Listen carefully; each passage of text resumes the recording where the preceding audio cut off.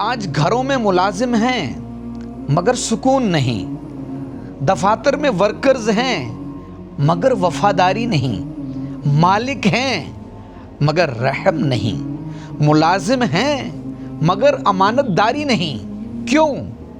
کیونکہ ہم نے اس رشتے کو انسانی تعلق کے بجائے صرف لین دین مالک ملازم بنا دیا ہے۔ ملازم کا احسان یہ ہے کہ وہ خیانت نہ کرے، اور مالک کا احسان یہ ہے کہ وہ ظلم اور زیادتی نہ کرے۔ حدیث شریف میں ہے اعطوا الاجیر اجرہ قبل ان یجف عرقہ، مزدور کی مزدوری اس کا پسینہ خشک ہونے سے پہلے دے دو۔ بسم اللہ الرحمن الرحیم۔ السلام علیکم ورحمۃ اللہ وبرکاتہ۔ سلسلے ہمارے مسائل اور ان کا حل میں ایک بار پھر سے خوش آمدید۔ آج کے ہمارے سلسلے کا موضوع ہے مالک اور ملازم کا تعلق، ایک امانت۔ محترم ناظرین، زندگی کا ایک عجیب پہلو ہے کہ کسی کے لیے تم مالک ہو اور کسی کے لیے ملازم۔ یاد رکھو، رشتے مرتبوں سے نہیں برتاؤ سے پہچانے جاتے ہیں۔ قرآن فرماتا ہے وَلَقَدْ كَرَّمْنَا بَنِي آدم، بے شک ہم نے آدم کی اولاد کو عزت دی۔ سورۃ الاسراء ہے، آیت نمبر 70۔ رسول اللہ صلی اللہ تعالی علیہ وسلم نے فرمایا اخوانکم خولکم جعلہم اللہ تحت ایدیکم، تمہارے خادم تمہارے بھائی ہیں، اللہ نے انہیں تمہارے ہاتھ کے نیچے کیا ہے۔ کیا ہم اپنے ملازم کو بھائی سمجھتے ہیں یا غلام؟ وہ کسی نے کیا خوب کہا تھا، من کرم عبدہ کرم اللہ یوم القیامہ، جو اپنے خادم کو عزت دیتا ہے اللہ قیامت کے دن اسے عزت دے گا۔ وہ پہلا اصول میں نے عرض کیا۔ دوسرا اصول ہے انصاف اور نرمی۔ اسلام نے دونوں پر ذمہ داریاں رکھی ہیں۔ رسول اللہ صلی اللہ تعالی علیہ وسلم نے ارشاد فرمایا ان اللہ کتب الاحسان علی کل شیء، اللہ نے ہر کام میں احسان فرض کر دیا ہے۔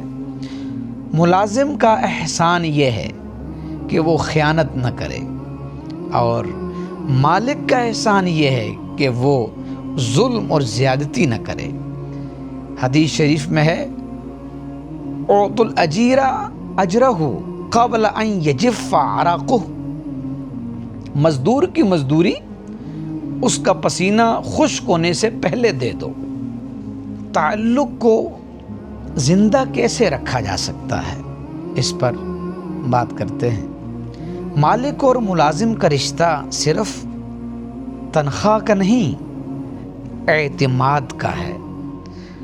مالک انصاف کرے تو ملازم جان چھڑک کے کام کرتا ہے، ملازم امانت دار ہو تو مالک دعائیں دیتا ہے۔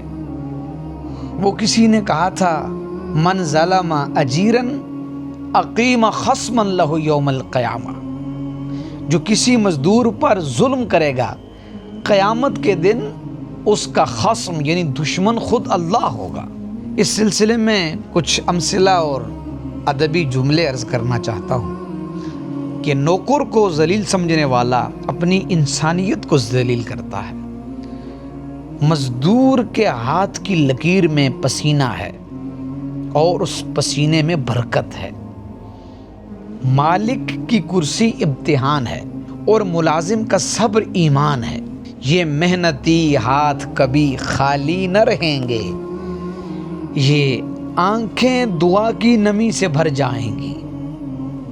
قرآن فرماتا ہے ان اللہ یأمرکم ان تؤدوا الامانات الی اہلہا، اللہ تمہیں حکم دیتا ہے کہ امانتیں ان کے اہل کو پہنچاؤ۔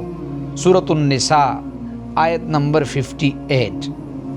یہ امانت جس کا ذکر ہوا یہ امانت صرف مال نہیں بلکہ انسان بھی ہے۔